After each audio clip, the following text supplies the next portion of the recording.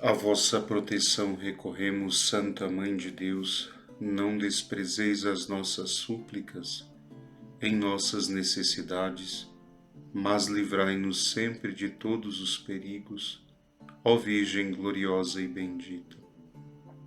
Ave Maria, cheia de graça, o Senhor é convosco. Bendita sois vós entre as mulheres, e bendito é o fruto do vosso ventre, Jesus. Santa Maria, Mãe de Deus, rogai por nós, pecadores, agora e na hora de nossa morte. Amém. Com o vosso Filho, ó Mãe Pia, abençoai-nos, ó Virgem Maria. Meus caros filhos, nós estamos dando continuidade à nossa catequese mariana, com a nossa segunda formação. Esse ano nós dedicaremos todo o ano a catequese sobre Nossa Senhora.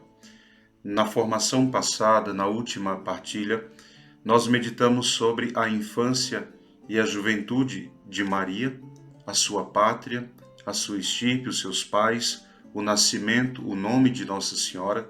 Falamos dos primeiros anos da vida dela, o voto de virgindade e o seu esponsal com São José. E hoje nós vamos meditar sobre a anunciação do arcanjo São Gabriel, a visitação de Nossa Senhora a Santa Isabel, sua parenta, as angústias de São José e o nascimento de Nosso Senhor em Belém. Assim, nós damos continuidade à meditação sobre a vida da Virgem Maria. Nós entendemos por anunciação aquele dia em que o arcanjo São Gabriel declarou a Nossa Senhora que ela seria a mãe do Filho de Deus. E esse Filho de Deus se encarnou em seu seio virginal, encarnou-se, ou seja, tomando um corpo e uma alma semelhante ao nosso, e por isso se fazendo homem como nós. O mistério da encarnação é exatamente o ato pelo qual a natureza divina e a natureza humana se unem na pessoa do Verbo. Para que esse mistério acontecesse, se desse, sendo Deus dono absoluto das suas criaturas, não era necessário que houvesse um consentimento de Nossa Senhora. No entanto, como diz São Pedro Damião, Deus, pelos motivos digníssimos da sabedoria dele, da sua sabedoria infinita, quis, em primeiro lugar, para nos inspirar muita gratidão para com Nossa Senhora, Nosso Senhor quis, não é, o seu consentimento. E depois, também para nos dar a entender que a salvação dos homens depende em grande parte de Nossa Senhora, coisa que os protestantes já deveriam ter aprendido e ainda não conseguem, né, creio que pelo grau do orgulho, não conseguem na teologia protestante reconhecer.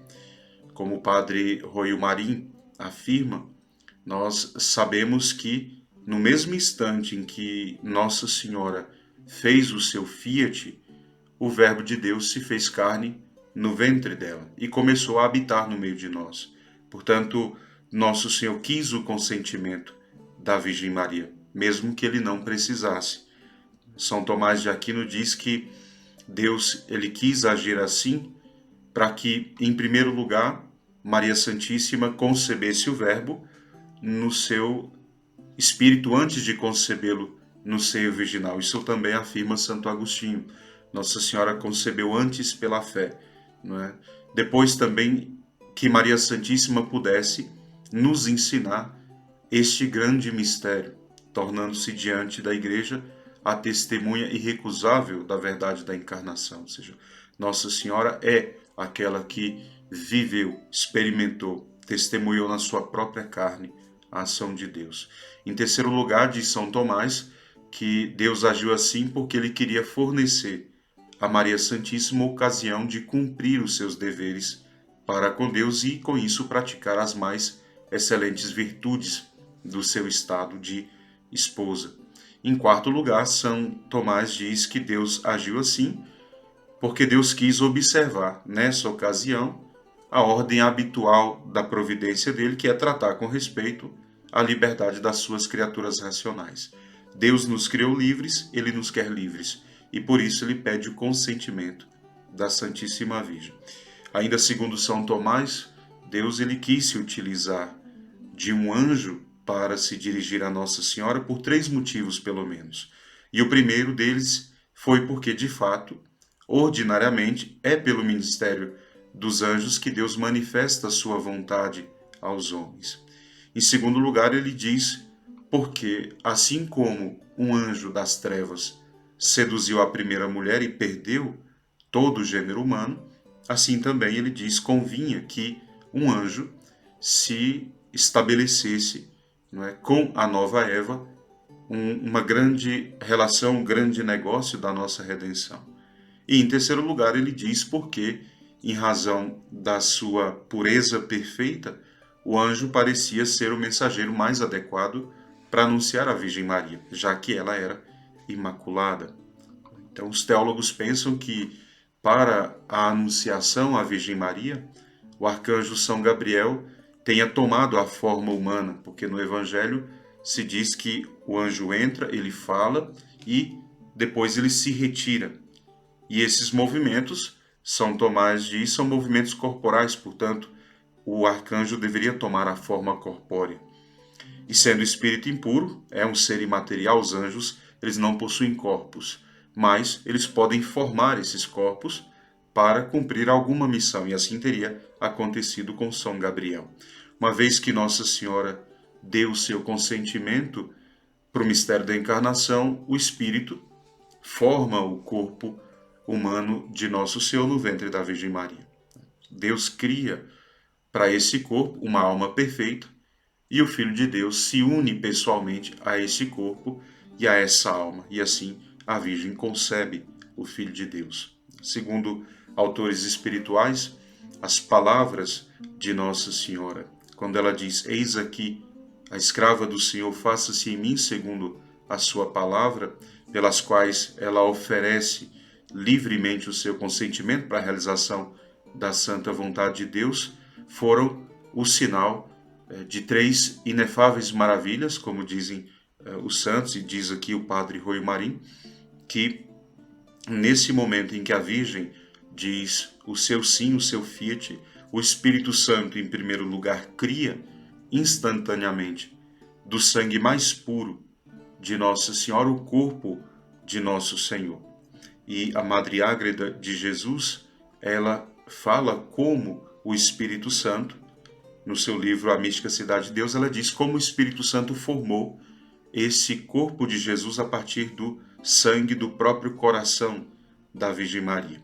Em segundo lugar, uma outra maravilha inefável é que Deus tira do nada e une a este corpo uma alma perfeita e santa. Em terceiro lugar, que no mesmo tempo que o Verbo se uniu hipostaticamente, ou seja, pessoalmente, a este corpo, a essa alma, se deu exatamente no momento em que a Virgem dá o seu sim, ao mesmo tempo.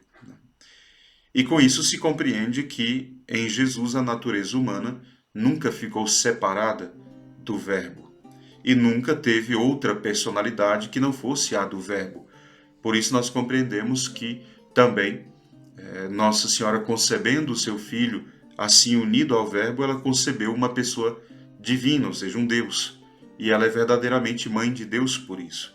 Não é que um veio primeiro e o outro veio depois, como alguns quiseram defender, ou mesmo que não habitasse a divindade no corpo de Cristo, na humanidade.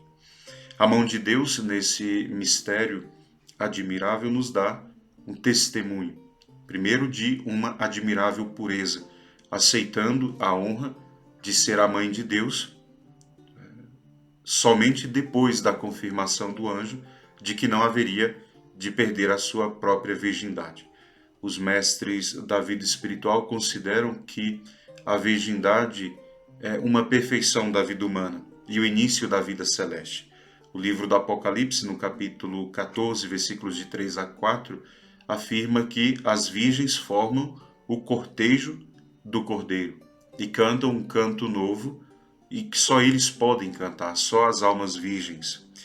Dito isso, nós não podemos deixar de dizer, contudo, que com o padre Rui Marim considera, e nós também consideramos, nesse livro que nós estamos meditando sobre a Virgem Maria, quando ele comenta que há autores que interpretam a pergunta de Maria, não é, como se ela tivesse a intenção de assegurar, em primeiro lugar, a guarda da sua virgindade. Quando Nossa Senhora pergunta como se dará isso se eu não conheço homem algum.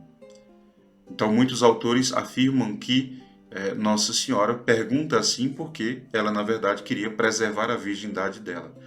A tal ponto, diz o padre Roy Marim, que teria renunciado à própria maternidade divina se isso significasse a perda da sua integridade virginal. Segundo o teólogo, tal interpretação não é de modo nenhum aceitável, por quê? Porque, segundo ele, nesse caso, Maria não teria sido a serva do Senhor, humilde, já que absolutamente nada deve antepor-se ou prevalecer em relação à vontade de Deus. Portanto, que essa posição, segundo o padre Roy Marim, não é aceitável. Que Nossa Senhora não faz aquela pergunta porque pensasse que a virgindade fosse maior do que a maternidade. Assim sendo, ao dizer o fiat, a vontade de Deus, no mistério da encarnação, a Virgem Maria também teria nos dado um testemunho de profunda humildade. Em primeiro lugar, pela perturbação que ela sentiu ao ouvir os louvores que o arcanjo São Gabriel dirige a ela, e depois também quando ela se reconhece como escrava do Senhor.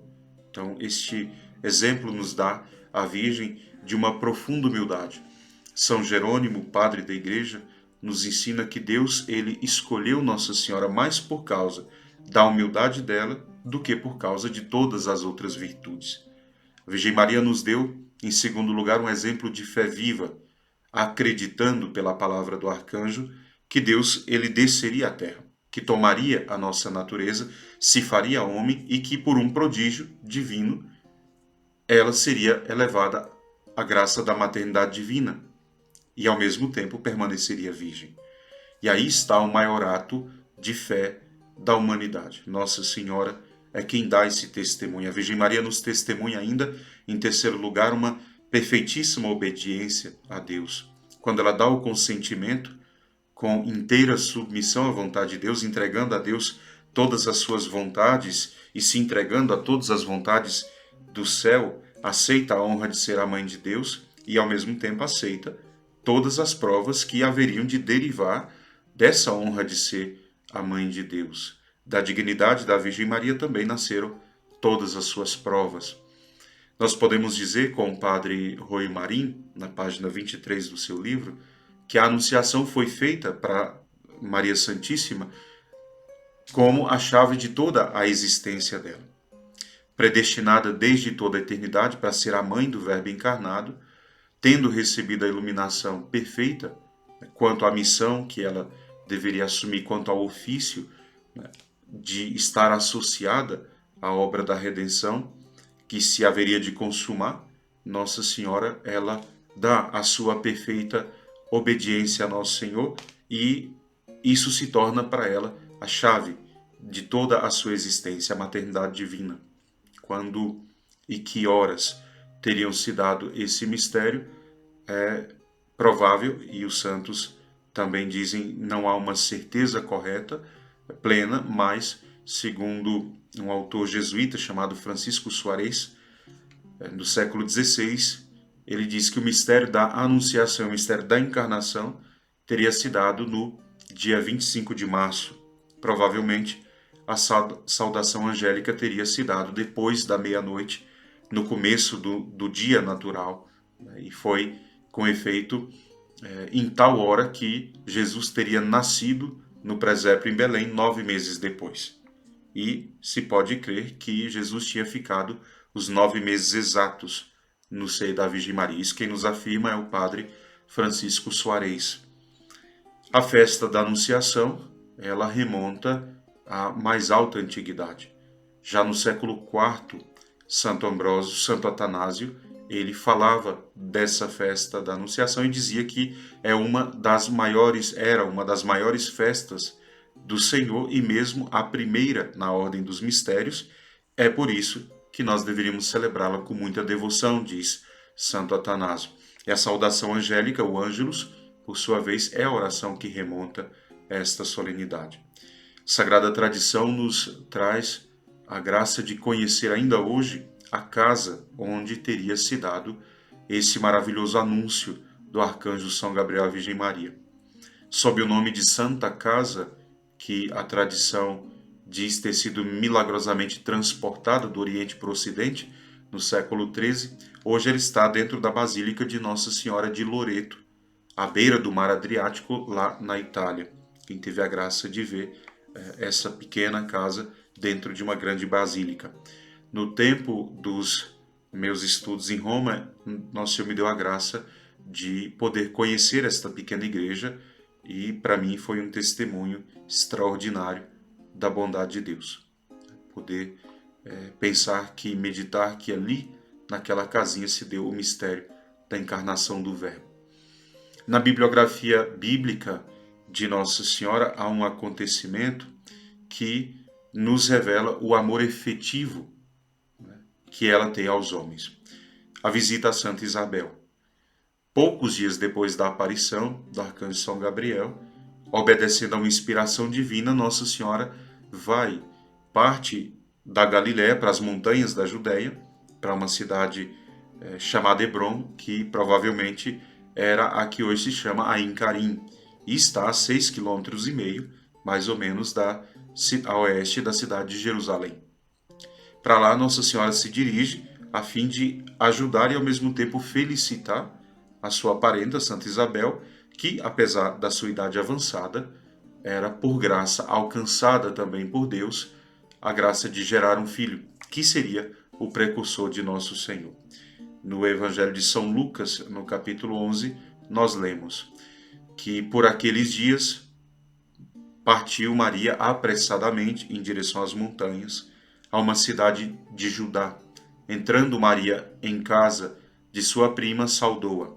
E aconteceu que, ouvindo a saudação de Maria, Isabel ficou cheia do Espírito Santo e exclamou em alta voz, dizendo: Bendita és tu entre as mulheres e bendito é o fruto do teu ventre. E donde me vem a esta honra de ser visitada pela mãe do meu Senhor? Porque assim que a voz da tua saudação chegou aos meus ouvidos, o filho que trago em minhas entranhas logo exultou de alegria. Bem-aventurada és tu que acreditaste, pois tudo aquilo que te foi dito da parte do Senhor haverá de se realizar. Isso está no Evangelho de São Lucas, no capítulo 1, versículos de 41 a 45. O que é interessante aqui, o termo utilizado para a palavra apressadamente, o termo exurgens, em latim, não sugere apenas levantar-se, mas levantar-se com decisão. E é significativo que o evangelista diga que Nossa Senhora se dirigiu às montanhas com festinazione. Ele diz apressadamente, com a rapidez própria de quem mostra o desejo de logo chegar. Então Nossa Senhora se levanta, mas não só se levanta, ela está decidida a partir e faz isso de modo apressado, se adianta. Era nos começos da primavera, talvez da Páscoa. Pensa-se que a aldeia situada ao sul, nas montanhas da Judéia, seja a atual cidade chamada Ain Karim.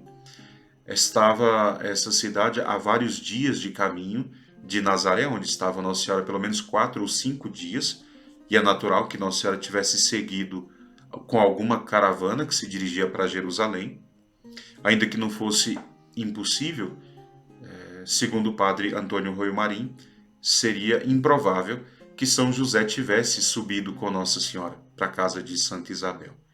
Santo Ambrósio, falando da caridade de Nossa Senhora, que partia apressadamente, diz: a caridade não conhece, nem descansa e nem demora. Então ela partiu rapidamente. A Virgem Maria foi apressada, não porque Nossa Senhora quisesse comprovar aquilo que o anjo disse a ela, porque Gabriel disse que a parenta dela, a sua prima, também estaria grávida. Nossa Senhora, quando vai, Isabel já teria por volta dos 6 meses de gravidez. Os motivos da visita de Nossa Senhora, segundo Santo Ambrósio, era a caridade. Caridade, humildade, o Espírito de Deus, o desejo de obedecer à graça divina. Ela foi inspirada pelo Espírito Santo, a se dirigir até a sua prima. E o primeiro gesto de Nossa Senhora ao chegar na casa de Santa Isabel foi muito simples, um cumprimento comum entre os judeus, mas ali acontecerá algo que foi inexprimível, ou seja, uma nova sensação que impediria a Santa Isabel de responder aquela saudação como se fosse uma saudação comum. Porque quando Santa Isabel escuta a saudação da Virgem Maria, a criança que está no seu ventre, São João Batista, estremece com alegria. E São João Batista, o precursor de Nosso Senhor, ele já reconhecia a presença do Cordeiro de Deus e esse já o santificava ainda no ventre da sua mãe. Padre Rui Marim diz: estremecimento milagroso, citando São João Crisóstomo, foi o sinal de sua alegria, do seu respeito e do seu reconhecimento da presença de Deus. Padre Antônio Rui Marim afirma que Santa Isabel já sabia de tudo e com isso o Espírito Santo poupava Nossa Senhora de anunciar a Santa Isabel o que aconteceu com ela ou a encarnação do Verbo. Então Nossa Senhora não conta, segundo o Padre Rui Marim, não conta para Santa Isabel. Na visitação, Nossa Senhora, ao mesmo tempo, ela portadora de Cristo e o instrumento que ele se serviu para santificar São João Batista e inundar Santa Isabel com a graça do Espírito Santo. A presença física de Nossa Senhora, a voz dela, são os veículos da graça de Deus, para que São João Batista fosse santificado e Santa Isabel recebesse a graça do Espírito Santo. De fato, é muito digno se notar que no mistério da visitação, Nossa Senhora ela aparece só como a dispensadora das graças divinas, mas ainda como a rainha dos apóstolos, porque ela cumpre exatamente as duas principais funções do ministério apostólico, que é fazer conhecer a Cristo e santificar as almas. Essa é a missão apostólica. Essa visita de Nossa Senhora, portanto, ela nos lembra o papel de Nossa Senhora na atual economia da graça, da redenção. Nossa Senhora nos dá a conhecer Jesus e, ao mesmo tempo, santifica as nossas almas. Portanto, ela é a medianeira das graças, não só porque deu a existência ao autor da graça, que é Jesus, mas também porque ela, cooperando com ele no resgate do gênero humano, ela se torna um veículo, um instrumento da graça, como foi na visitação. Na casa de Santa Isabel, Jesus ele dispensa por meio de Nossa Senhora a graça a Santa Isabel, a graça a São João Batista. Em Caná da Galileia, também, por meio de Nossa Senhora, ele vai dispensar a sua primeira graça material, ele faz um milagre. Nosso Senhor quis deixar manifesto que todas as graças, elas vêm por Nossa Senhora, tanto as graças espirituais como as materiais. Lá ele faz um milagre, e por isso Nossa Senhora é chamada de medianeira de todas as graças. Quem procura a graça, a encontrará certamente nas mãos de Maria. Era o que dizia Santo Afonso Maria de Ligório. E ainda segundo ele, Nossa Senhora, ela nos enriqueceu de graças, porque para isso foi que nosso Senhor depositou nas mãos dela todas as riquezas da sua misericórdia que ele queria derramar aos homens. Portanto, Nossa Senhora é a mãe e a medianeira e a distribuidora dessas misericórdias do coração de Jesus. Segundo lugar, diz Santo Afonso, que Maria Santíssima ela é rica em misericórdia para conosco, pois duas são as suas prerrogativas de mãe. Primeiro, o desejo de nos fazer o bem, como hoje ela nos faz, né? E como ela faz a Santa Isabel. E a segunda, o poder de conseguir do filho tudo quanto lhe pede. Ou seja, Nossa Senhora não tem limites. Quando ela acessa ao coração do filho, sai de lá com todas as riquezas necessárias para serem distribuídas aos seus outros filhos, os pecadores. Em terceiro lugar, diz Santo Afonso, Maria Santíssima é rica em poder diante de Deus. E este é um dos grandes motivos para aumentar a nossa confiança nessa Divina Mãe, porque Nossa Senhora, tudo quanto pede em favor dos seus filhos, dos seus servos, ela obtém, com certeza. E hoje, pela sua saudação, na casa de Santa Isabel, ela alcança a santificação de São João Batista. E a Santa Isabel, a graça de conhecer o mistério da encarnação. Por uma iluminação divina que Santa Isabel foi levada a conhecer duas grandes maravilhas operadas por Nosso Senhor. Primeiro, a encarnação no seio da Virgem Maria. Depois, a elevação de uma criatura mortal, que é Nossa Senhora, à sublimidade da maternidade divina, de ser a mãe de Deus. E por isso, Santa Isabel, com grande júbilo, né, tendo conhecido isso em Deus, ela exclama: Bendita és tu entre as mulheres, bendito é o fruto do teu ventre. Que tamanha alegria a minha de que a mãe do meu Senhor venha se digne de visitar-me. Porque assim que a tua voz chegou aos meus ouvidos, a criança pulou de alegria no ventre. Ela continua dizendo que a Virgem é bendita porque acreditou. Portanto, desta sublime exultação de Santa Isabel se revela a grande dignidade da Virgem Maria como Mãe de Deus.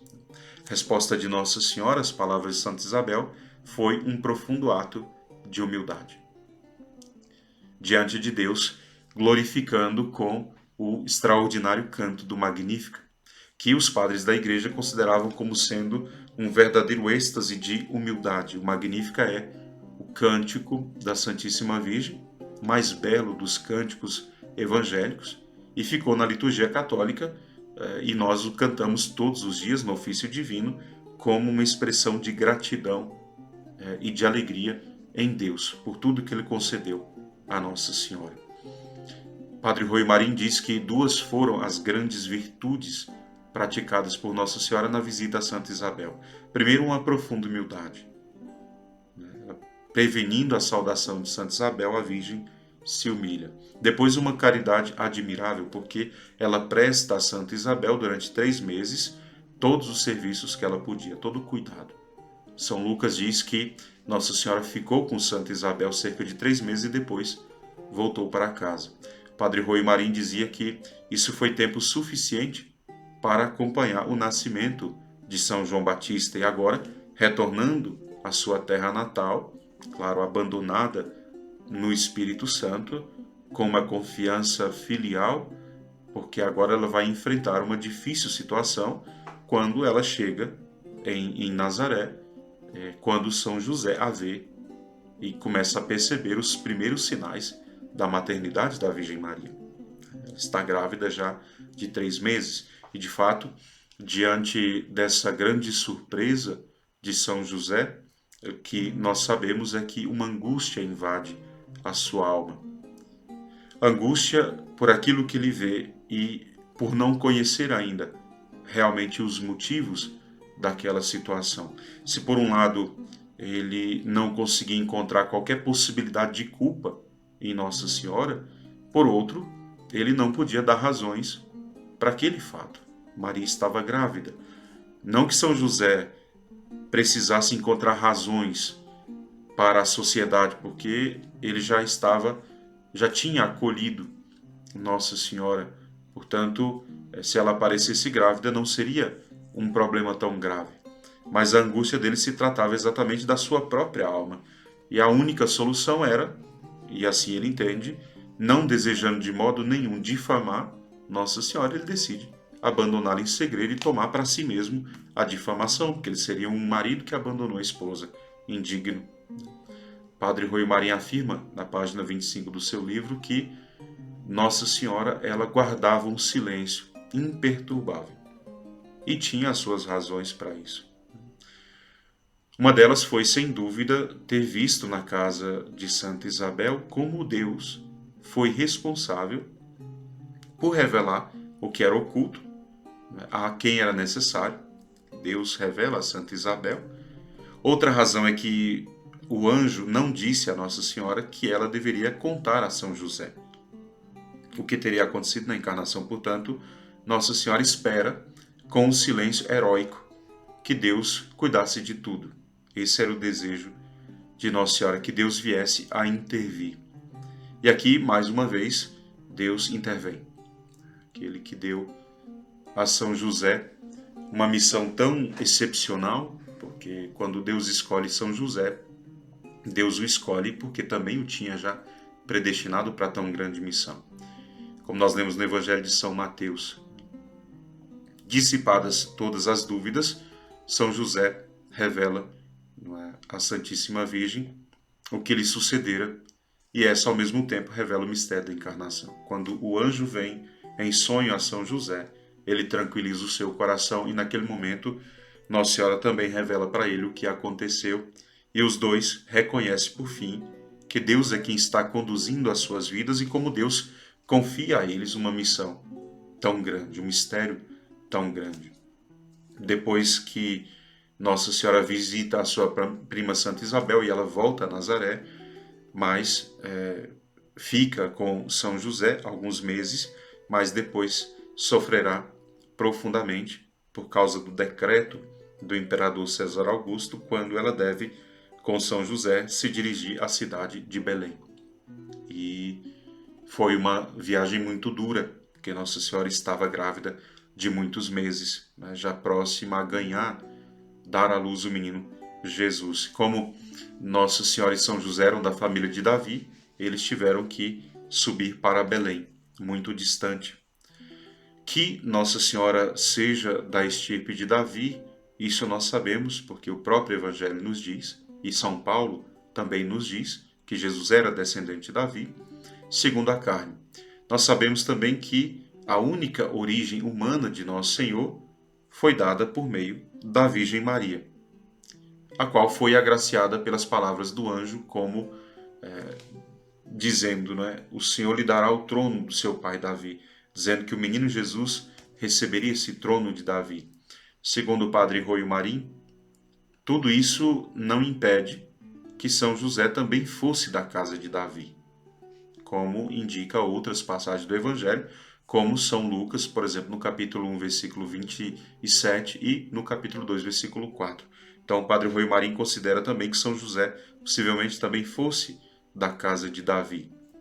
Quando Nossa Senhora já próxima ao parto, né, incomodada, cansada naquela viagem, 4, 5 dias de jornada, né, São José e Nossa Senhora, guardiães do menino Jesus, sentiam que era a mão da divina providência que os guiava, então eles partiram para Belém. Jesus nascerá ali, naquela cidade, cumprindo a profecia de Miqueias, no capítulo 5, versículo 2, que dizia que é tu, Belém, terra de Judá, que não és a menor dentre as cidades de Judá, porque nela haveria de sair aquele que governaria todo Israel, o povo de Deus, seria Jesus, né? Assim, provava autenticamente a descendência de Davi. Jesus nasceu na cidade de Belém. Além disso, Belém significava a casa do pão, né? O símbolo exatamente daquele que será o verdadeiro pão do céu. Jesus diz, eu sou o pão do céu verdadeiro, que desceu do céu e veio a este mundo. Depois que chegaram em Belém, Nossa Senhora e São José não puderam encontrar um lugar para se hospedar, devido à grande afluência de pessoas estrangeiras e ao mesmo tempo devido também à sua pobreza, né? E se viram obrigados então a se dirigirem a uma gruta entre as que estavam ali, uma gruta abandonada, que antigamente era como estábulo para os animais. Depois de terem batido em muitas portas, não tendo encontrado, eles se refugiam ali. E ali, segundo o padre Roio Marim, na página 27 do seu livro, eles passaram várias noites de espera até poderem encontrar um lugar mais adequado para a Virgem Maria. E foi durante essa espera que Nosso Senhor, Salvador do Universo, viria a nascer. E haveria naquela gruta um presépio, uma manjedoura, onde os animais comiam a palha e, segundo a tradição, ali estava um boi, um jumento, e foi ali, no silêncio, por volta da meia-noite, como a tradição dizia, do ano de 749, do ano de Roma, de 749, no dia 25 de dezembro. Nossa Senhora teria dado à luz a Nosso Senhor, sem dor, dar à luz milagrosamente. Envolveu num panos e o recolheu naquela manjedoura, se ajoelhou e adorou o seu próprio filho. Eu sempre penso aqui no sofrimento de Nossa Senhora e no desejo que ela tinha de reparação naquela hora, porque Sabendo ela que ele era o Filho de Deus, ele nasceu naquele lugar, sem a dignidade que ele merecia. Sempre penso na beleza da cena, quando Nossa Senhora olha para o seu filho, uma pequenina criança, e o reconhece como seu Deus. Nossa Senhora o adora. Unindo a Nossa Senhora, São José também prestará as homenagens a Nosso Senhor. Nunca, de fato, houveram na história da humanidade adoradores tão perfeitos como Nossa Senhora e São José. Quando nós pedimos a graça da adoração, nós devemos recorrer a Nossa Senhora e a São José, porque eles foram os primeiros adoradores. Não somente os argumentos da razão nos fazem crer que Nossa Senhora recebia a maior graça possível e ela é verdadeiramente a mãe do seu filho. E o seu filho é Jesus, Filho de Deus, encarnado no ventre dela. Portanto, para nós católicos, não é difícil dizer a Virgem Mãe de Deus. E esses argumentos, sejam os argumentos da razão, também se ajuntam os argumentos da Sagrada Escritura, da grande tradição da Igreja. Nós não podemos citar, literalmente, tantos textos bíblicos. Eu vou citar as passagens e vocês poderão meditar depois dessas passagens que nos revela exatamente esta maternidade da Virgem Maria. Primeiro São Mateus, no capítulo 1, versículo 16. Depois São Marcos, capítulo 1, versículos de 21 a 30. São Mateus, capítulo 2, versículo 13. São Lucas, capítulo 1, versículo 31, 35, 41. São Lucas, capítulo 2, versículo 34. Isaías, capítulo 7, versículo 14. Gálatas 4, 4, quando São Paulo diz que, tendo se completado o tempo, o Filho de Deus nasceu de mulher. De todas as citações, nós podemos deduzir que Nossa Senhora é mãe, que ela é mãe de Jesus, porque deu à luz a ele, que Jesus, Filho de Maria Santíssima, é Deus. Portanto, nesse sentido estrito da palavra, Nossa Senhora é mãe de Deus. Nós podemos também dar algum testemunho da tradição. As atas da Santa Sé, o magistério da Igreja, os decretos dos concílios, os escritos dos santos padres, doutores da Igreja, Sagrada Liturgia, sempre afirmou de modo particular essa verdade da maternidade divina de Nossa Senhora. Nós afirmamos pela profissão do creio, por exemplo, creio em um só Deus Todo-Poderoso, em Jesus Cristo, seu único Filho, o qual foi concebido do Espírito Santo e nascido da Virgem Maria. Nós já professamos no creio a nossa fé na maternidade divina. Entre os concílios, nós podemos citar o concílio de Éfeso, em 431, que corrige as blasfêmias de Nestório, que era um bispo que se tornou herege, né, no século V, e foi patriarca de Constantinopla e começou a defender que existiam duas pessoas em Jesus, uma divina e uma humana, e que Nossa Senhora não deveria ser chamada Mãe de Deus porque ela só deu à luz a Jesus, homem. Essa era uma doutrina herética que foi difundida por Nestório. Mas o concílio de Éfeso condena essa doutrina, porque a Igreja sempre acreditou que Jesus, o Filho do homem, não é diferente do Jesus, Filho de Deus, e que nele há uma única pessoa. Portanto, se alguém, diz o concílio, dizem os padres, não profere que Deus, segundo a verdade, é Emanuel, ou seja, que é Deus conosco, feito homem, e que por isso a Santíssima Virgem é mãe de Deus, né, fica excomungado. Então, aqueles que diziam que ela só é mãe do homem, o concílio diz, está excomungado.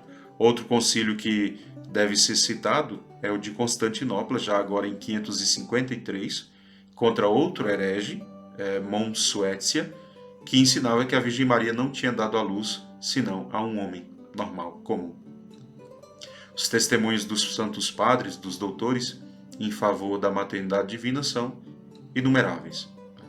Nós citaremos apenas dois, de São Jerônimo e depois também de Santo Atanásio. São Jerônimo disse, foi um grande doutor da Bíblia, diz: a fé católica ensina que o Filho de Deus, o Verbo, se fez carne e habitou entre nós. Então, esta união da divindade e da humanidade é indivisível e distinta. Assim, segundo ele, devemos honrar a Maria Santíssima como Mãe de Deus, nem Deus sem o homem, mas um só e verdadeiro Deus homem, Jesus Cristo. Depois, Santo Atanásio, grande defensor da fé católica, diz: proclamamos em verdade a Santíssima Virgem, Mãe de Deus, porque, como o que nasceu dela é verdadeiro Deus, assim ela é verdadeira Mãe de Deus. Portanto, para os padres não era difícil aceitar o dogma da maternidade divina. Em quarto lugar, a Sagrada Escritura, a Sagrada Liturgia. Nos dá numerosíssimos testemunhos e, sobretudo, na liturgia, a saudação angélica que nós sempre rezamos. Depois, a segunda parte, onde nós rezamos da Ave Maria, Santa Maria, Mãe de Deus, roga por nós pecadores agora, na hora de nossa morte. Amém. Ou seja, cada Ave Maria nós a declaramos como Mãe de Deus. Por fim, essa festa, então, a solenidade de Nossa Senhora Mãe de Deus foi estabelecida pela Igreja para o primeiro dia do ano. Verdade que o lugar, a situação, fosse indigna, nós devemos considerar sempre que foi por escolha do próprio Nosso Senhor. Foi Ele que quis nascer entre o boi e o jumento e ser reclinado numa manjedoura e nascer pobrezinho para nos dar uma lição profunda de humildade. E com isso, nos ensina a nos desapegar dos falsos bens desse mundo. Diante de nós, tendo isso diante de nós, tendo o presépio à nossa vista, nós teremos sempre um remédio para suportar os sofrimentos e para combater o orgulho e toda a avareza. Porque naquela noite santa, quando o anjo resplandecente de luz aparece aos pastores que guardavam os rebanhos no campo, anuncia para eles a encarnação do Verbo, indica o lugar onde eles encontrariam o menino reclinado na manjedoura. No mesmo instante, se une a aquele anjo uma multidão de outros anjos e proclamam a glória de Deus nas alturas. Esses pastores vão a Belém, homens rudes, e encontram em Belém Nossa Senhora, o menino Jesus, glorioso São José.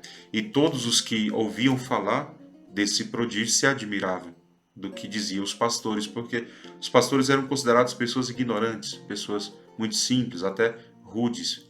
E as pessoas não tinham o costume de acreditar nas suas palavras, porque os pastores de ovelhas não eram tão credíveis assim, diziam, eram ignorantes, muito duros, e viviam nas montanhas, e até muitos os consideravam como ladrões. E foi a esses que Nosso Senhor quis se revelar por primeiro. Cardeal Bossuet, um grande cardeal da igreja, dizia que tudo estava de acordo com os mistérios de Deus. O próprio Jesus, que acolhe esses rústicos pastores para anunciar o seu nascimento. E um dia haverá de escolher os pescadores, lá com os apóstolos, para que esses se tornem anunciadores da ressurreição, mestres da igreja. Portanto, Nosso Senhor tem as suas escolhas e em tudo isso Nosso Senhor nos educa, nos ensina e nos faz adquirir novas virtudes. Peçamos a graça da bênção da Virgem Maria para que possamos guardar no coração, meditar mais uma vez esta formação de hoje. Rezemos juntos. Ó doce Senhora minha, dai-nos a vossa bênção, para não cairmos em tentação, pois toda feliz sorte está Maria em vossas mãos. Fazei, Senhora, que consigamos vossos filhos uma boa morte, a bênção do Pai, o amor do Filho e a graça do Espírito Santo estejam conosco agora e para sempre. Amém. Louvado seja o coração de Jesus, para sempre no coração de Maria. Com o vosso Filho, ó Mãe Pia, abençoai-nos, ó Virgem Maria.